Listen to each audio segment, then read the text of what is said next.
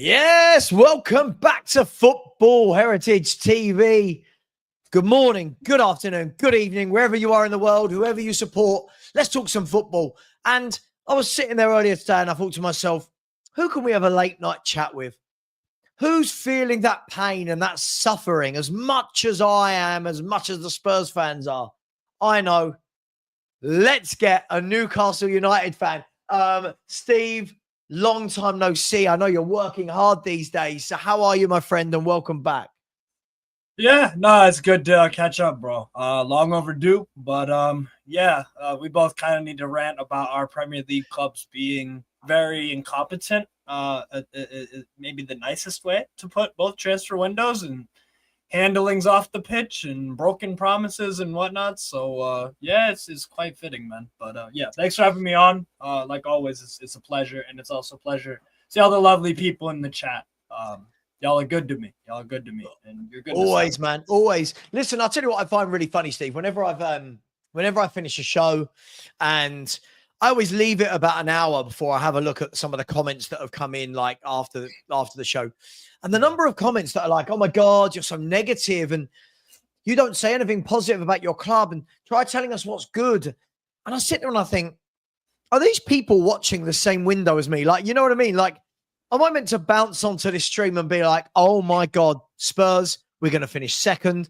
We're going to beat You must be feeling very similar with Newcastle United. Talk to me, my man. Without going too deep into things, give me your overview. How are you feeling as a Newcastle United fan right now with 32 days of the window left? Incredibly disappointed. That's putting it mild. Incredibly disappointed. I'm gonna take it back to the last game of the season. We lost to Everton 1-0. I'm sure you were watching Spurs play, but in that game, I was so frustrated and angry. You know, Pickford did his typical thing against us, the filthy Mackham. He has a game of his freaking life, and they get a goal on the counter, and it's like we lost, but because Manchester United beat Aston Villa, everybody blew it off because it was like, hey, we got UCL qualification. 5th place had it. It was like, woo, yeah. I was still bothered by it, though, after. And it still bothered. And I was like, why is this bothering me so much? And then now with the whole window that's unfolded for us, or lack of one, because of poor preparation off the pitch in terms of not having a sporting director at all. And that's just the start of it. I think I know why that was bothering me. My gut was telling me something's not right. Something is not right. And yeah, I mean, we've got rejected by many people, many different players, because they go off to these. Obviously, some of the destinations are better, like a Chelsea or a Manchester City, but then there are others where it's like, yo, you're turning us down for Manchester United in this state. Like that's not great, is it? So it's an interesting one, Steve, because when I look at it, look, I talk a lot of times. I talk about the food chain in football. I talk about there's a hierarchy. There's a chain of command, and I'm always shot down for it, and I'm always told no. But if you just put the money down and yet, Newcastle United are feeling that this window, right, in terms of Ekatike, good player, went to Liverpool. If you look at Trafford, could have gone Newcastle. He's gone to City. Pedro. Delap. So those clubs are all bigger than you. Now, I think it was interesting that you just mentioned Man United there in terms of, I guess you're referring to the Benjamin Sesko links. Do you Cunha? Cunha was linked with us pretty heavily, because I remember our fan base talking about, well, not maybe heavily is a stretch, but there was some legitimacy behind the interest. Maybe it was just rumors, who knows, but it seemed like we were interested in Cunha as well. And we were definitely interested in Brian Mbeumo. Now, the Mbeumo one I can excuse. He's different. He's different, right? Because Mbeumo said all window, I only want to talk to Man United. So, but of the ones that you're in for, the ones that we know you 100% bid for and are in negotiations with, Sesko is obviously the one right now that looks like it's gone mad today. Sesko news everywhere. Ornstein, Plettenberg, Romano, Ben Jacobs, they're all at it today with Sesko. If he goes to United over Newcastle, do you see that? Do you see that as, oh, well, it's Man United, they're massive? Or are you annoyed because you're a Champions League football club?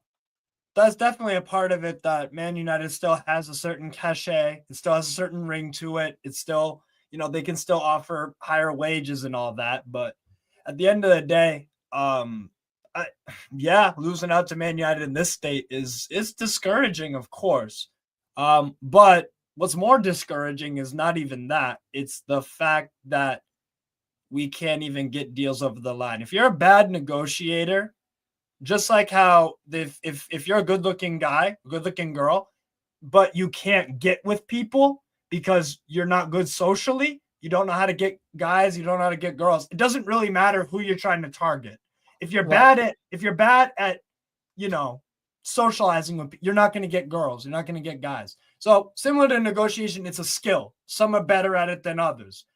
Some clubs, like Manchester United, they have the cachet, right? So they can attract these players, even if they're not even good negotiators. Just like someone famous, they could be a complete, what, but still get interest from people. So it's one of those where it's like, we're so bad at negotiating. Like, I don't want Sesko. I didn't want Trafford. I didn't want some of the players that we were linked with that we lost out to. I wanted Delap. I wanted Pedro. And I wanted Ekitike. I was like, those are three. Those are good. Yeah. Can I ask why Trafford? I get it, but why would you not want a Benjamin Sesko? Because I don't think he's all that. I think there are other strikers out there that are cheaper. It's a risk, but let's not act like Sesko isn't a risk. I just view Sesko's skill set as kind of limited. I've never really been wowed with him at RB Leipzig. But I watch players like Rangers, Hamza Gamane. That's a striker that I think has a very, very promising future. He's Moroccan. And for me, his skill set, like Lille are looking at this guy. So he's of a certain quality where it's like they're willing to pay 15 million. Rangers want 20 for this. So it's players like that. Or it's Akeli Moendo at Stade Rennais, who had a great season. And that wasn't a good Stade Rennais team. I like him. I really like him, Steve. I really want Spurs to get Calimundo. I like him. And the thing is, he's not going to cost 70 million.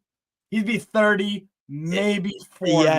Yeah. And I think the player's better. So it's one of those where it's like with Sesko, but here's the thing. I'm not even bothered about players anymore. It's if you're a bad negotiator, we've signed one player for our first team. One. And that's Anthony Elanga. Everyone else, though, when you don't have a sporting director, you have people who aren't good at this, that aren't professional sporting directors, doing negotiating stuff. So they don't know how to bid. They don't know how to offer the right wages. They don't know because it's just not their thing. Eddie Howe, as much as you like him, and I do too, there is partial fault at him with this because the whole falling out with Paul Mitchell, when he left about 1 or 2 months ago, haven't found a solution for that. So this and at the time, Paul Mitchell said before he left that the way we do transfers is not up to scratch. It's not a good way of doing it. Can I ask you? And again, I'm just sitting on the fence here. I'm just trying to get to understand. Is there any part of you as a Newcastle fan that says, you know what? At least my club's tried to go toe to toe with City, with Chelsea, with Liverpool, or is it just hang on? I'd rather go for the next level down, but knowing that those bigger clubs aren't going to be in those negotiations, so you've got more chance of landing the player. Of course, at this point, yes, it's like you need to recognize who. If a player is choosing between Liverpool and Newcastle United in 2025 right now, they're because a lot of things. Wages, Liverpool can meet the asking price of Ekitike and know that they have leftovers for more if they need it. So when you're using all of your budget on 1, 2, 3 players, it's risky. It's risky if you do the other way, where you buy 10 for 10 million compared to 3 for 33 apiece. Yeah. But the thing is that look at our squad depth now. We played a friendly today versus the K-League All-Stars. Willick got stretchered off, and we sold Longstaff. So we have 4 midfielders that have played senior minutes for Newcastle United on our books right now. So what's that? Guimaraes, Tonali, Joelinton, and Lewis Miley, young Lewis Miley. I mean, who's still a baby, right? He is still a he's still a young lad. So we are lacking depth in that. If Tonali picks up any sort of injury, we're now all of a sudden we need to either plug Miley in and hope for the best. He's talented. I'm not convinced he fits the way we want to play. I think he's more of a La Liga kind of player, but that's a whole nother thing. So we are lacking bodies, and we're in the Champions League. And so we're also let me ask you. See, I've looked at it like this. Now, of course, it's easy for me to look at this because it's not my club, right? You know what it's like, Steve? When you're talking about somebody else's club, it's chilled because it's like, yeah, I've got an opinion, but I'm not invested in it, right? When I'm talking about my club, when I'm talking about Spurs, I get all frustrated and blah, blah. Yeah. I don't think, hear me out before you get angry with me, Steve. I don't think Alexander Isak leaving you is necessarily a bad thing. I'll tell you why. Yeah, I don't, right? You've clearly got money already. There's clearly money to be spent because you've been bidding for Sesko and Wissa and Trafford, and so there must be 120 million there. There must be, right? If you now sell Alexander Isak, let's go conservatively at what 130. I reckon you get more, but let's say you sell Isak at 130 million. You've now got 250 million to play with. So you might not be getting your first choice targets that you've gone for early in the season. I'm fine with. But you have now got 250 million to go into the market and start picking off the Calamundos, just for example, to start picking off the Mikatadzis of Leon. You know, that could see you go from having one. Listen, let's not beat around the bush. Isak is world class, right? There are that phrase is thrown around a lot, but he is. Yeah, you could go from having one world class striker to having 4 or 5 new options in your squad to help you fill out for Champions League. Exactly. Am I along the right lines, or are Newcastle fans going to hate me for saying that because they just love Isak? Well, that's the thing. When you're completely infatuated and rightfully so with a player of Isak's caliber, it's going to be tough when he heads out. But life goes on, right? Newcastle United actually have, relatively speaking, since 1990 we've had a good history with strikers. We've had more hits than misses. I mean, Callum Wilson is our all-time leading Premier League goal scorer outside of Alan Shearer.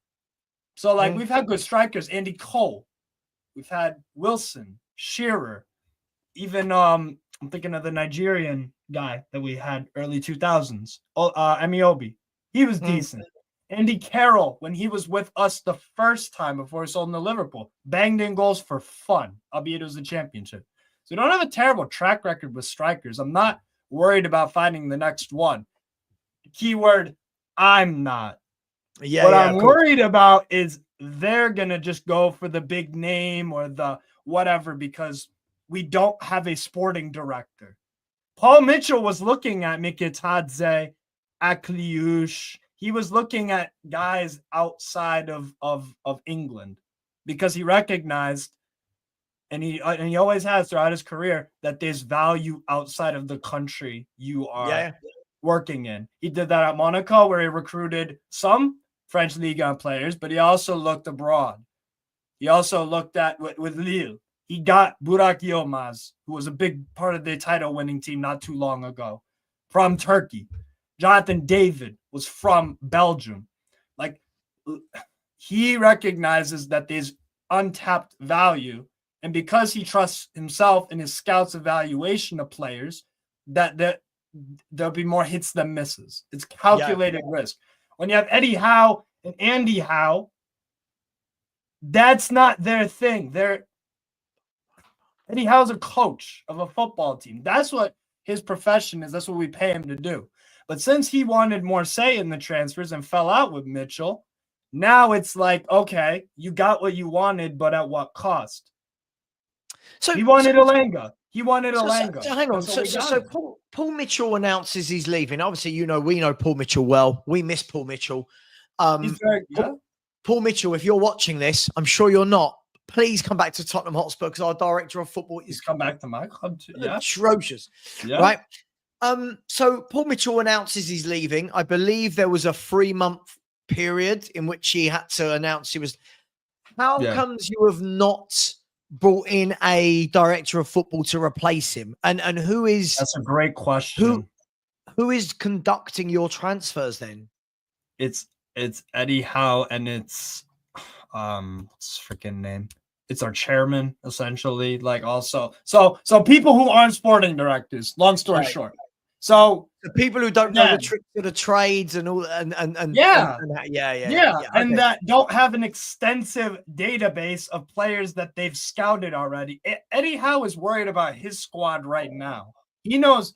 Eddie Howe knows his squad because he's worked with them for years now. So he knows all about them. And he knows about other teams too in amongst the league. And when we're in the Champions League, he's going to look at the opposition we face and he'll take a look briefly at players to watch because tactically you need to. So but he was not prepared. I think he took on more responsibility than he thought. He thought it would have been easier and that the attraction of Champions League and all this stuff. But almost every single club in the world that's on a professional level, they have a sporting director for a reason. Of course, because they know what they're doing and they know how to close deals and all this stuff. There's no. This is a rumor. This isn't even confirmed yet. Yeah. Well, look. I mean, there's no coincidence that the clubs with the sporting directors, the good sporting directors, they get really stuff done, right? Like they get stuff done. I mean, look, I don't want to talk about them lot down the road, but when you look at them, they brought in Berta from Atletico, who's got a wonderful track record for the last he was at Atletico for like 11 years or something. It was a long time. And then you look at clubs like you guys don't have one. We've got Johan Lang, who appears to be more of a youth-centric scout rather than a director of football. And both our clubs are having both our clubs, we're exactly the same apart from one thing. We've both signed one first team starter that both happen to be right wingers. Right. And the only difference between both our clubs, we've both got Champions League football. The difference between our clubs, at least you guys are bidding. Right? At least you guys are in. We're not even at the table. Attempting. Yeah. We're not even at the table talking. Like I said the other day, it's probably today. Steve, you know how much I stream. It could have been today. I see Newcastle and Man United in talks with Sesko. I'm asking the question, all right, Tottenham, we're a Champions League club. Why are we not at that table? Why are we not there going, I'll tell you what, here's a third alternative. Here's the London alternative. You know what I mean? You've got two northern clubs that want you, one in the Champions League, one with a big history. What about the London alternative? But we're nowhere to be seen. And what Spurs will do this window, I can guarantee this. The next two players that come into Tottenham will be 20, 21, young.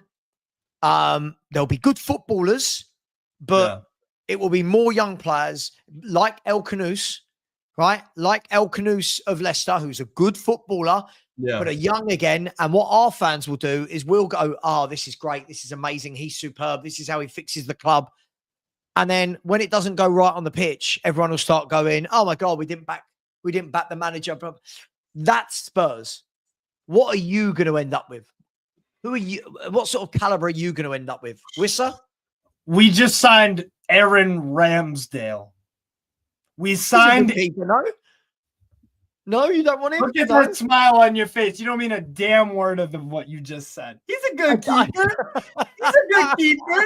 No, he's not. Southampton did not get any interest from any club from what we know, I looked it up as well.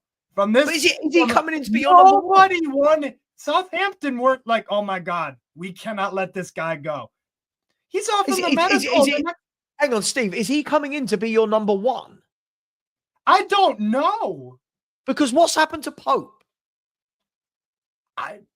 Dude, no idea. No idea. And guess how much wages Aaron Ramsdale's on? And we're going to take on the full of it. Guess how much? 70? 120,000 pounds. So look at that. Wow. Your eyes just shot out of your skull. So we're either doing something extremely stupid by buying or loaning.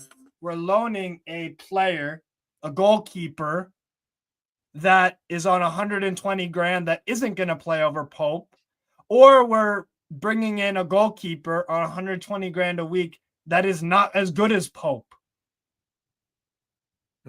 Yeah, no, listen, just quickly before we carry on, everyone in the chat, welcome. There's 675 of you here, which is the good news. There's 165 likes, which means that over 500 of you have not just been able to press a like button for 2 people that are giving you a show here. Also, we haven't had a single subscriber tonight, so not many likes, no subscribers. What are we doing here? My link is pinned as we head towards 20,250. So please do smash that button. Hey. Right. So let's talk. Actually, hold on real quick. This because the Ramsdale thing is. Does he start for any Champions League club? Who? Ramsdale. Does he start for a Champions League club? I mean, you could argue. I mean, Chelsea. I mean, is he better than Robert Sanchez? The fact you even have to ask that as a question is a concern, isn't it? Well, yeah, because listen, I'll be honest, Steve, I'm in that era where I don't think there's many great goalkeepers at all. I think Sanchez is very lucky to be at a club like Chelsea. Yeah. I'm just trying to think. Listen, does he get in at Arsenal above Raya? Well, clearly not. He was sold because they bought Raya. Yes, does he get in at Man City? No. Does he take him at Tottenham? No. Oh. Okay. No. Does he start for Eintracht Frankfurt over Kevin Trapp or Carlos Santos? No. Does he start over Manuel Neuer, Bayern München? No. Does he start for Borussia Dortmund with Gregor Kobel? No. Does he start for who's the other Champions League club from Bundesliga? Trying to think. Oh my God. Yeah, Frankfurt, Dortmund, Bayern München. Hey, listen, do you know what he is? Let's be fair. Do you know what Aaron Ramsdale is? Aaron Ramsdale's a decent goalkeeper, right? He's decent. That's being right? nice, but like but you know what I mean. He's a decent, experienced goalkeeper who'll do a job. But if we're talking about, and this is always what I say about my club, there's many players who I think are decent or they're good, they're okay. Yeah. But when I'm talking about players that get you from here, so that if you're buying a player in, let's just any position you want, goalkeeper, right back, striker, midfielder, there is no point buying that player for me if they don't take you at least to there. If they're the same level as here, unless here is amazing, why am I buying that player? Exactly. Why am I buying a worse footballer, you know? So I think he's decent. I think he'd be brilliant for a Leeds. There you go. Right? Yeah. For a Burnley, who have Wolves? Well, Wolves have got Jose Sarr, haven't they? Yeah, this is what I'm talking. I hope he's your number one. This is the issue. There again, and there are good goalkeepers out there, and we've tried. Another one we got rejected by Joan Garcia, who went to Barca. Yes, Joan Garcia, the Espanyol goalkeeper. Yeah, he's good. Yes, and he's very good. This is the thing. Good. When you're targeting a player that also Barcelona want, I'm sorry, you're just not going to win that battle. Very, very, very rarely are we going to attract a player to Newcastle when they could have gone to Barcelona. What Newcastle United need to do from now on is we need to recognize the players that we are competing with in the market. Yeah. We are believe it or not, we are shopping in the same market for players, just attraction-wise, of Aston Villa, Bournemouth, Brighton, Brentford. Because the top 6 all have a case. And maybe you're in this market too. Oh, well, maybe you're Steve, we're there. Steve, we're there with you. We've got zero interest in I say zero interest. We've got zero inclination to be trying to shop with the big boys. That's why you look at everyone Spurs are linked with. Everyone Spurs are linked with they like Paulinho, good player. Good. I'm saying good, very good player, sorts us out. But again, he's not going to join a City. He's not going to join a Liverpool. He's not going to be wanted by Arsenal. You know, you look at you look at the people like El Canous, who we're heavily linked with. Good player. Again, you're right. That's who I expect Brentford to sign or Bournemouth to sign. Aston Villa. You could I mean, Aston Villa, I think I think I've said this. I think there's a top 4, right? The top 4 for me of what they've spent nearly £1 billion this summer or over £1 billion after Hatto tonight. I think, I don't know, right? Those top 4 for me are gone, Steve. I then look at the next group of clubs that I think should be not on last year, but I think should be Newcastle, Aston Villa, Tottenham Hotspur, Man United, right? Those 4 should be the next 4 for me. And then you've got the Brightons, the Fulhams, the Bournemouths, the Brentfords, the Palace, the Wolves, the yada, yada, yada. And I think it's a sad indictment when I see clubs like Leeds United and Everton signing players that I would want at Tottenham. Yeah.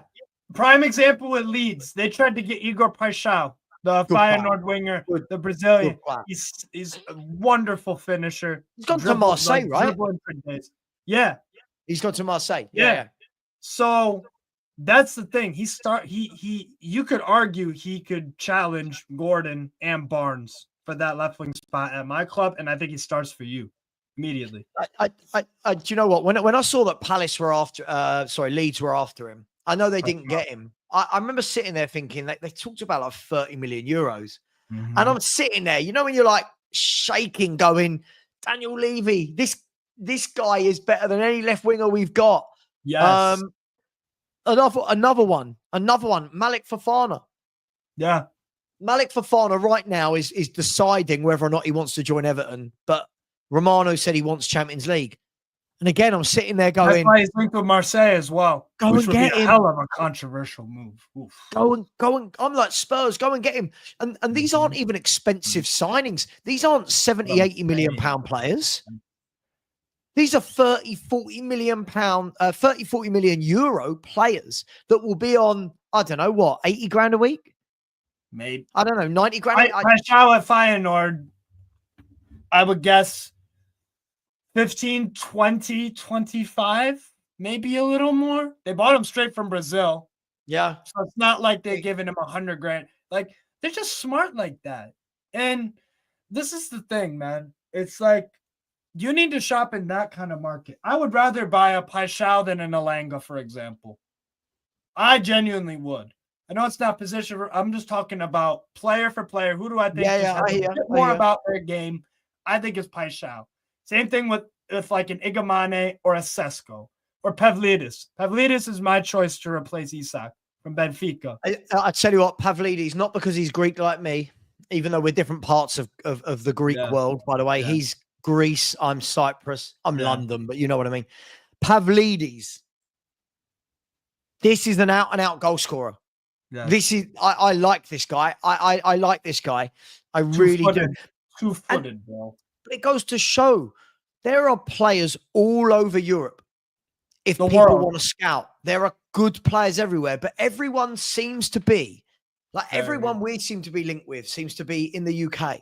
And it's like, come on, man, let's stretch our wings a little bit. Let's have a look in France and Spain and Portugal and Italy and you know, Belgium. There's some great little players coming out of Belgium, you know? Tons of them. KDB, Company, like this goes on. Carrasco. I want Bashari. Yeah, and so Milan fumbled that transfer. They were trying to negotiate for the longest time, and they didn't budge on 2 million. Shame on them. They're idiots for that. Over 2 million euros. You're not that broke. Like, See, give me a break. that's What a Spurs. I want to wake up tomorrow and see Spurs in negotiations with Arden Jashari, because I think there's a lot of people that haven't watched him that will go, what, from Belgium? But this boy has got one of the best passing ranges I think I've seen on a midfielder. He's a brilliant footballer. And insane, bro. He's saying, I only want to go to Milan. But if Milan can't get it done, he's got to go somewhere. Surely London, Champions League, surely we can attract a player. Aston Villa, Newcastle should be on that. Like, that's exactly what it is. Man. And but the thing is, again, with Eddie Howe, it's like it's only really the EPL players and the English ones. And I don't mind. They're good players in the league, obviously, but they're gonna charge you an arm and a leg, and we don't have arms and legs. What we need to do is I reference this example a lot. 2 examples real quick. So Liverpool got Wits for about 100 million. Well, forget the add-ons because they haven't been achieved yet. They paid 100 mil base fee for Wits. With 110 million, Manchester City, they didn't sign Wits. They were like, okay, fine. We'll just go get a playmaker, a number 10, Cherky, for 40. But we also need a left back, a more attacking left back, so Vardio can play center back. Let's go get Ait Nori. Then what they did next is, we need a number 8 because Bernardo Silva, it's his last year every single year. But like, we genuinely need to find his replacement. They go get Tiani Reinders from Milan for like 58. So they, instead of splurging all their money on Wits, they decided to, you know what? Fine. We missed out on him, whatever. Let's get 3 players. Let's hedge our bets on 3 positions that we need for 110. Mm-hmm. That's smart. And they got 3 good players that I think will deliver for them. That's what Newcastle need to do, especially because of that depth in midfield and center back and goalkeeper. I think on the wings, we're fine. Right wing and left wing. We have Gordon Barnes on the left and Elanga Murphy on the right. Like, that's fine. Striker, we need a striker. Otherwise, it's William Osula, the Danish Richarlison, who's going to start up front for us against Aston Villa week 1. So you can either go all out for Sesko and waste 70 million, or you could get Cali Moenda for 30. You could get a center back from Argentina that you've scouted for 20, 10, 15, whatever. And then you can get a goalkeeper that you really like from the championship that's young and up and coming. I would rather do that than all on one player because we need depth.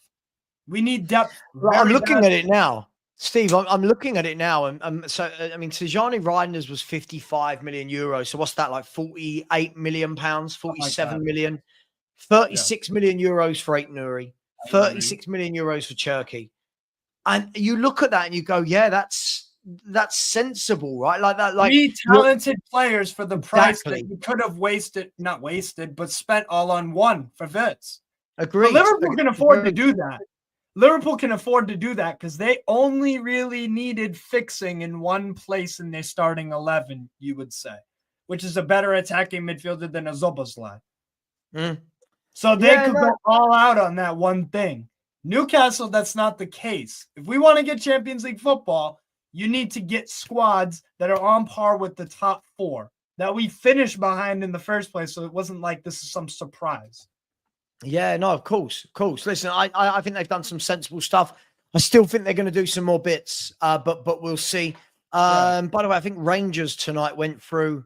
I had a heart attack. I had a heart attack when Juric had scored that header, but yes, that was. So 1-1 and 3-1 on aggregate, I believe that was. Yes. Look, let me do some super chats, and guys, come on. I don't want to say this all the time. Let's tickle that like button, people. There's 750 in here, 246 likes. Come on, there's 1 in 3.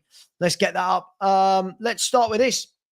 Big up to Simon Bergen, 87. Thank you very much. Really appreciate that, Simon. That's very, very generous of you. Thank you very much. Appreciate you. Coys, New York. I'm guessing that is said, I admitted I overacted to my previous video. Be kind. Yeah, you sent me a message, which was very much like telling me I don't do analysis and all this kind of stuff. And I thought, are you kidding me? Like, I feel like I do a lot. But hey, it is what it is. You have to understand, when I bite back in the messages, my man, you got to remember, I get this shit all day long. I get this hate all day long. Sometimes it would just be nice for people to say, thanks for putting on a show. Do you know what I mean? Like, you know, people aren't paying to watch my show. They, you know, but big up to you. Thank you very much. I appreciate that. Big up to Cryptics AFC, who said, buy Ramsdale. We need the dollars for more transfers. Big up to you, Cryptic. Oh, the Arsenal fans are all happy now again, aren't they? Big up to you. Big up to D and B forever, always with the super stickers. Thank you very much, my man. Much appreciated to you as well, my friend. Thank you, thank you, thank you. Russell Coit, or Rick Kane, as he's better known by. Big up to you. Thank you very much with the Aussie dollars. I'm surprised there's any Australians that like me, but hey, there's one here. Big up to you, Russell. Tell these people to subscribe. 750 people. We should be getting 20, 30 subscribers throughout the evening for sure. Big up to you, Russell. Really appreciate you. Big up to my man. I think this is Mark. I want to say Mark. The names have changed. I don't know what's going on with YouTube. Big up to you, my man. Thank you very, very much. Really, really do appreciate you. Thank you for that. Big up to Andrew Sharp. Very generous indeed. He said, Savva, do you still respect Forest, or do they make you grind your teeth?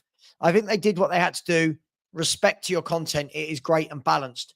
Andrew, look, the whole, we're talking about Gibbs White, right? The whole Gibbs White thing for me, as I said all along, if you can't get the deal done, let's be looking at other deals. So for me, I understand that Forest did what they needed to do to keep their player. Is it frustrating? Yes.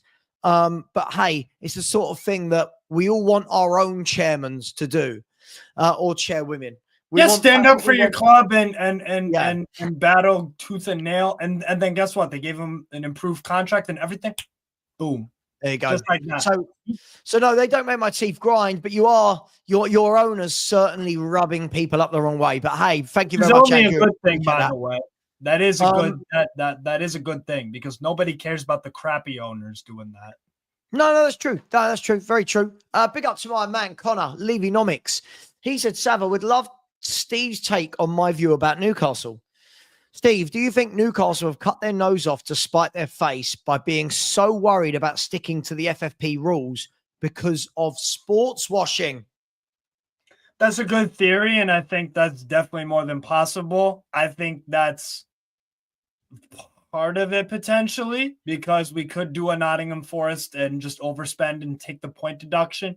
But maybe there is a fear that they would go overboard on the punishment, deduct like 20 just to really go down like hard on us. But I think it's more of, when you look at how we've handled the past few windows, because keep in mind, we didn't really spend that much the past three summers. We didn't get anyone for our starting 11. Alanga's the first one in many.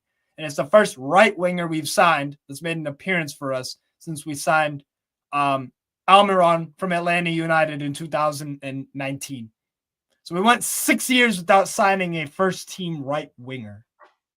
So that's when Paul Mitchell says, yo, this is not your transfer policy is poor and it's not going to work out. He kind of knows what he's talking about.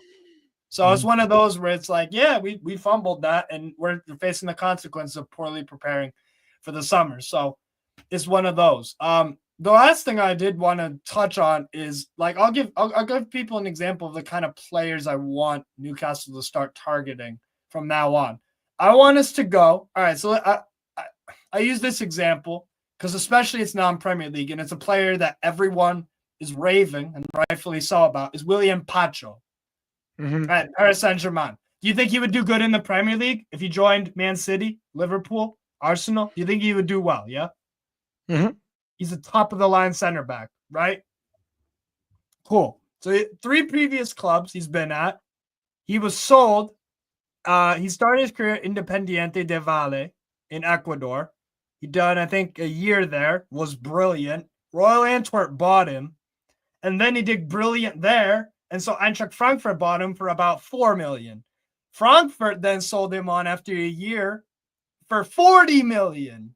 So what if you're Newcastle United and you're looking at a player from Ecuador and you're you love what you see? Why don't you just go and buy him, put him in the 11 and see what happens?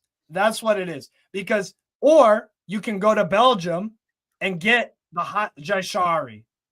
Get Jaishari before he goes to a Crystal Palace and his price all of a sudden is 50, 60 million. Yep. Good scouting solves a lot of problems and it saves a lot of money. I'm so glad you brought up this subject. It's so true because do you know what I think it's catch-22. I think it depends on the size of the club and what your ambitions are, right? Of course. So right now, I feel like Spurs, if we talk about my club just for a minute, because there's obviously a lot of Spurs people in the chat. Yeah. I feel like right now, we've got enough young players. We've got enough 18, 19, 20, 21-year-olds to develop that we don't need to do any more scouting of unknowns. Do you know what I mean? You need starting 11. Yeah. We need some senior pros from starting 11. For me, if you're a Palace, right? If you're a Wolves, if you're a Brentford, what you just said is absolutely spot on. Good scouting for them is fundamental. These clubs all pump so much money into the scouting because they can't compete with the bigger clubs for the better players. So they have to bring them in. And the biggest examples, look at two clubs this year getting absolutely raided. They both had great years last year for them, Brentford and Bournemouth. Yeah. Bournemouth have lost. I mean, Kepa, obviously, we know was on loan, but Bournemouth have lost Kirkes, Hewson. They're about to lose Zabanyi. They could possibly lose Clivert. Now, all of those players were bought as relatively unknowns. I mean, Zabanyi had a little bit of a reputation, but relatively unknowns that they bought in for this much and sold for this much. Right. And the players played at a very high. They stepped up to the Premier League right away from wherever the hell. Absolutely. Remember, people, John Duran came from Major League Soccer. Exactly. And he was a brilliant super sub for Villa, scoring goals, Champions League, like bangers. So it's not like this is impossible. Yeah. Steve, you look at Brentford, right? In the last 4, 5, 6 years since Brentford since Frank's been at Brentford, Watkins, right? Watkins bought in, skilled up, moved on. Neil Maupay, the same. Neil Maupay did it. You look at Mbeumo, done the same, right? Damsgaard, look how good Damsgaard's getting. That he brought him in, develop him, blah blah blah. Right, Wissa, another one. Ivan Toney that they got from, I want to say Peterborough. Yeah, I want to say because he was with you boys, right? He was with you boys. Yeah, as a when kid, Rafa Benitez was here, right? Yeah. So these clubs find them, pay that much, and then 2-3 years later, all of our clubs go, oh man, now we should go. I wish we'd found him, blah, blah, blah. And it's that balance and this is why the transfer market's changed. This is why the big clubs used to be able to just go, we'll take you. And the little clubs needed the money. Now you've got clubs like Bournemouth like Brentford saying, you can have Mbeumo. We want 65 million. Do you know what I mean? Before it would have been, oh God, we're Brentford, we're small. These clubs now are making so much profit on turning over these scouted footballers that they can turn around like Wissa and you guys. 25 million. Yeah, all right. Give us 50. We want 50. If not, they wanted 40 before. Sorry to cut you off. They wanted 40 million pounds before Mbeumo left. Of course. Now they will probably get, we've abandoned Wissa because now they want 50, 55, 60 allegedly for him. So this is also why you have to get your transfers done early.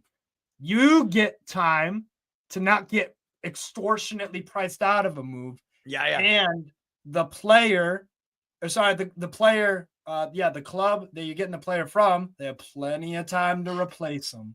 Exactly. If we go and get Wissa right now, we're overpaying compared to what we could have had him earlier in the window. And Brentford have now more money, less time, but they have more money and they have good scouts as well to find their striker. We're on the B side, and this is a fact, by the way. Nobody can dispute that about the term soccer. So if I use it, is what it is. This is the problem, isn't it, with going late in the window? You know, when people talk about go late in the window, there's better deals. I don't think that's true at all. No. When you go late in the window, you're rocking up to clubs that have there's 2 or 3 ways to look at it. You're rocking up to clubs like Brentford that have already made a lot of money and are going, no, you want this player, you're going to have to pay an extortionate amount of money because we're not poor. Or they're turning around these clubs and going, well, hang on, you've given us 2 weeks to find a replacement. You know, we had no plan. You're going to have to blow it. You're going to make an offer we cannot refuse. Exactly. So let me just pluck someone out of, let's just say Crystal Palace. I don't know. I'm just plucking them. If somebody goes to Crystal Palace in 2 weeks' time when there's 2 weeks of the window left and says, we want Munoz, right? Mm-hmm. And Crystal Palace go, we've got no plan to sell Munoz. Yeah, but we really want him. Cool. We want 80 million. And people go, oh, he's not worth 80. But Crystal Palace have every right to say, yeah, okay, don't have him then, because Crystal Palace will take 80 and they'll go in the last 2 weeks, spend 30 million, 20 million of it on bank the rest. But this is why everyone that says, and this is so apt for me as a Spurs fan, Steve. I'm told every day of a transfer window, is the window shut yet? Are you being negative? There's loads of time, and I'm thinking you're not getting it. People aren't getting it. It's flown over your head. This is not a good time to buy in the last 2 weeks of the window. It's not. Yeah, and it's you're on the B side of negotiations, especially if we try to get a center back now instead of just addressing it right away. Then, well, if we want Guehi now, first of all, Liverpool apparently want Guehi. So again, we're shopping in a market for a player that is already wanted by a bigger fish. So they're already going to have the advantage. The only thing that a Guehi might look at is like, I am guaranteed to start at Newcastle alongside a Botman. With Liverpool, I might not be. And it's a World Cup, but that's it. That's the only sliver advantage we have. He's going to get paid more. He's going to be at a team that's much more likely to win trophies. All of this stuff. So this is why I say Newcastle, we are in the same market as Brentford, Brighton, Aston Villa, and those kind of teams. And even as Spurs, you have the London advantage. Players like that is an attraction that we cannot offer. This is the thing I say, Steve. So some of these players as well that you're looking at, we're looking at. So like it's been well documented in the last window and this window that we're admirers of Mark Guehi, right? Yeah. And I always say to people, you got to remember that just because you go in for a player first doesn't mean, oh, we'll get them before they want them, right? Mm-hmm. These bigger clubs, let's be fair, if Tottenham tomorrow put in a bid, by the way, we would have had to get Mark Guehi say so that he's at least interested, right? Yeah. But if Tottenham go in and go, right, Crystal Palace, there's a £50 million bid for Guehi, right? Liverpool will be informed the very moment it happens. And Liverpool will then go, right, hang on, we didn't want him until the end of the window. Put in a bid. You know what I mean? If they want him, they'll go put in a bid. And this is what Chelsea have been doing to everyone. They keep tabs on these players. And then when someone else goes in, they go, right, okay, we'll move into action. This is why, and there is a point to this, all I see in my chat is, and I have for 3 months now, Steve, Eze, right? Yeah. Eze wants Arsenal. Eze wants Arsenal. He's talked about Arsenal. Ornstein said it. Romano said it. Their camps are talking to each other, but yet still fans go, just try and get Eze. And I'm just not, I just don't think many people get the concept of how the transfer market truly works. again, it's one of those. I'll go back to Igamane because he's linked with Lille. Lille, Newcastle, you could go either way. Like both clubs have good prop, but like I fancy my chances of winning a transfer battle or whatever the hell with Lille much more likely than I do with a Liverpool. And it's not like Lille have a bad history of recruitment the past few years. Tons of top players have been there. I mean, the one, Baleba was at Lille for a single season, and Brighton were like, we're convinced. We want him. Now this summer, it's like Brighton are pricing everybody interested out of a move because it's like 80, 90 million. So it's one of those where it's like, we need that. But look what I mean, Steve. Like, people are going, Arsenal don't want to pay Aziz Reece calls. Maybe we could sneak in. You've got to remember, this isn't just that we sneak in. The player needs to say, yes, I want to go to you instead of Arsenal. This is what I don't understand, how people in 2025 do not understand, right? Yes. They don't understand this. Also, do you think if Spurs went in and offered let's say right now, Spurs went in and offered the release clause. Let's assume, as they said, I'm interested. Okay. Do we not think Arsenal would match that the very next day? Do we not think that Arsenal, who have wanted, that is very likely. It's mad, that is man. Very likely. But no, but this is the thing. Like, again, Ekitike, he agreed, and this is the other thing too.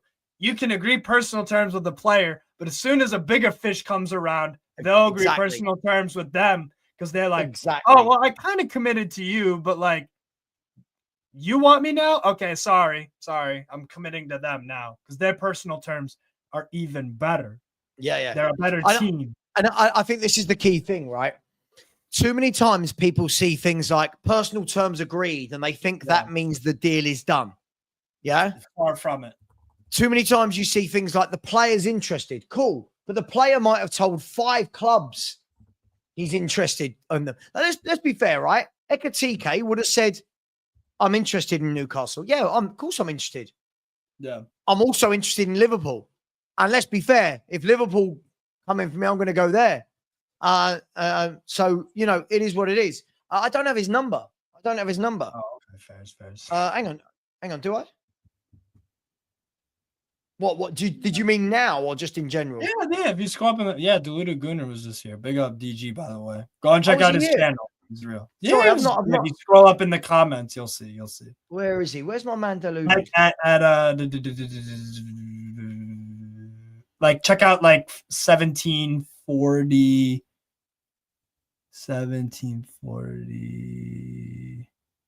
40? No, not 40. Where was Give me a clue, Steve. Give me the time. Come on, Steve, quickly. Give me the time. 1751. Deluded Gunner said, shout me, GG. 1751. So 1051 for you. Yes. My man, Deluded. Listen, I love Deluded Gunner. Dude, I haven't got your number because I lost everything. Have you got his number, Steve? No, but I can message him on Twitter. Yeah. I'll tell you what. Deluded, if you've got my number, message me. If you haven't, could you send it to Steve on Twitter or something? Let's link up. I think you want some payback on me, don't you, Deluded? After our debate with the Sun. But yeah, listen, I do think it's interesting because now we're at that stage of the transfer window, Steve, where it moves. There's a lot of bodies moving on loan. There's a lot of people panicking. And how many bodies do you think Newcastle are going to get in? I don't know what I'm more concerned about. I don't know if I'm more concerned about how many bodies we're getting in or what bodies. We've been linked consistently with Dominic Calvert-Lewin in 2025.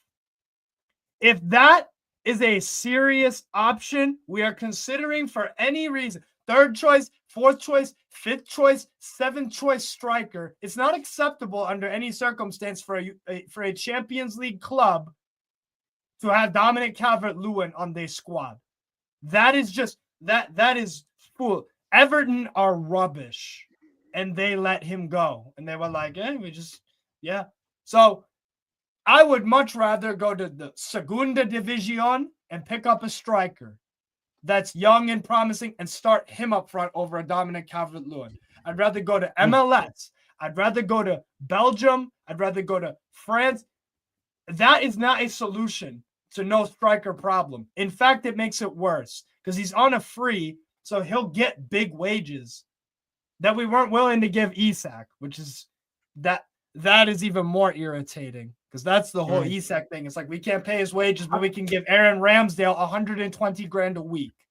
I think you're spot on there though as well. It's like when people say to me, "How many players do you need?" How many players do you want? If you offer me 3 quality players versus 6 signings, I'll take the 3 quality players. You know, and I think this is the key thing. I don't want Spurs to just have windows.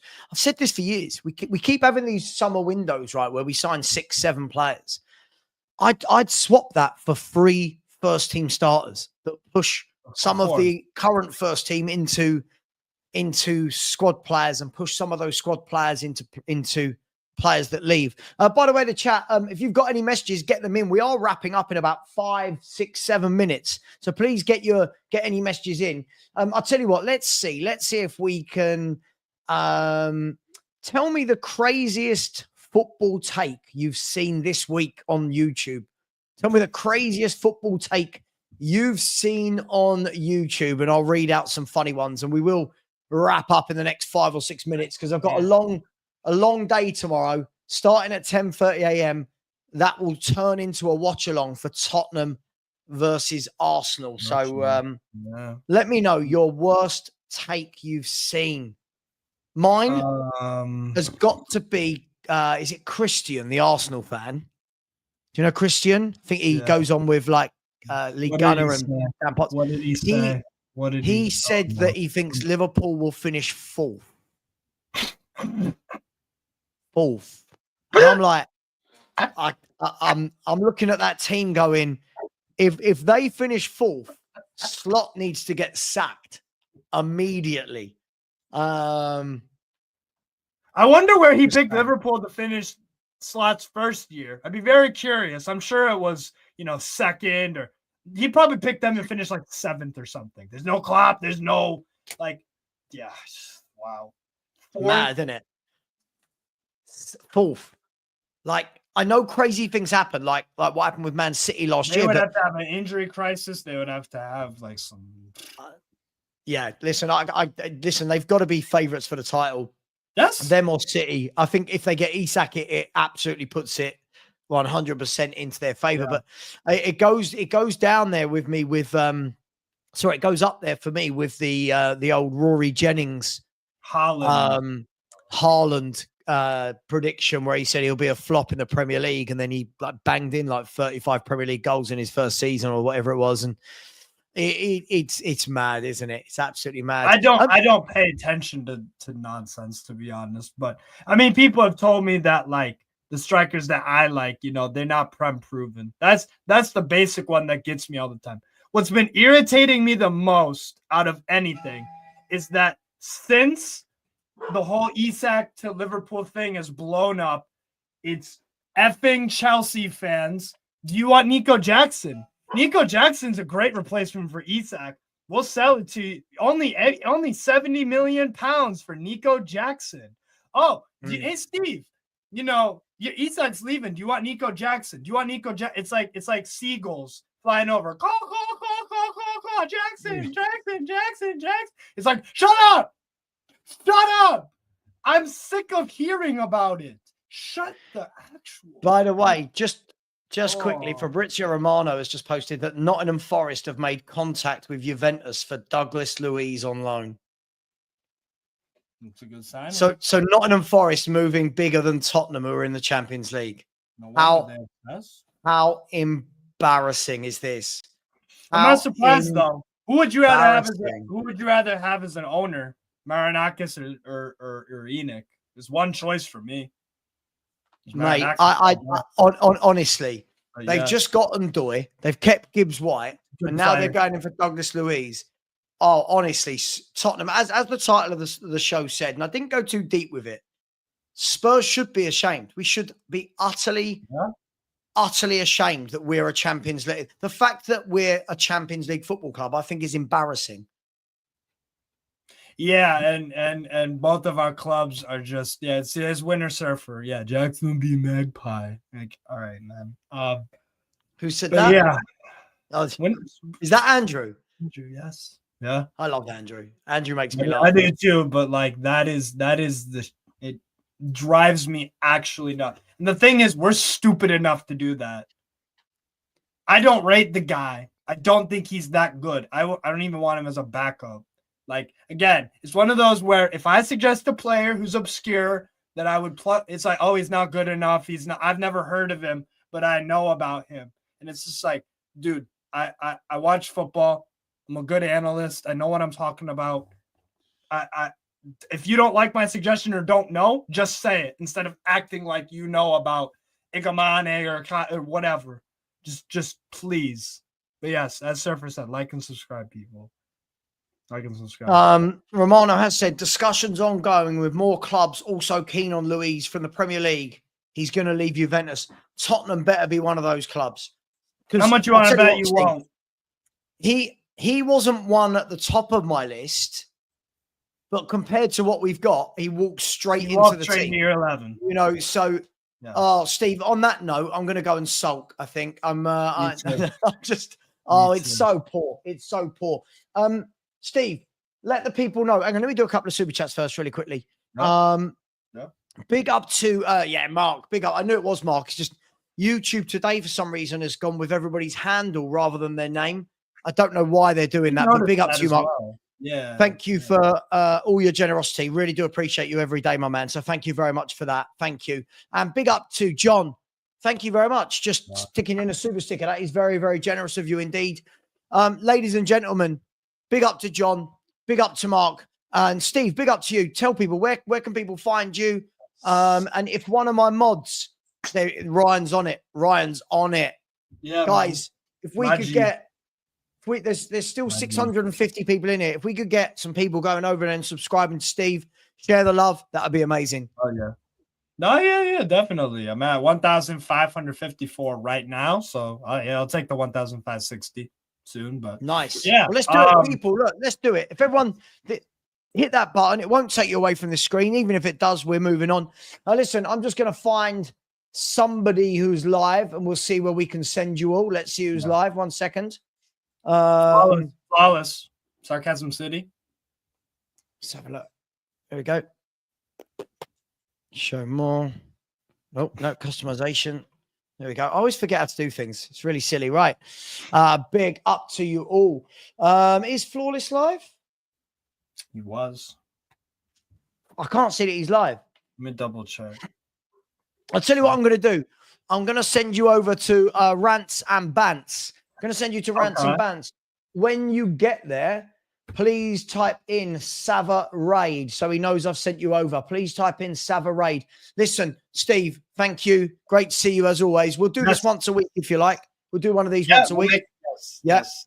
Everyone in the chat, much love. I'll see you tomorrow, 10:30 a.m. UK time.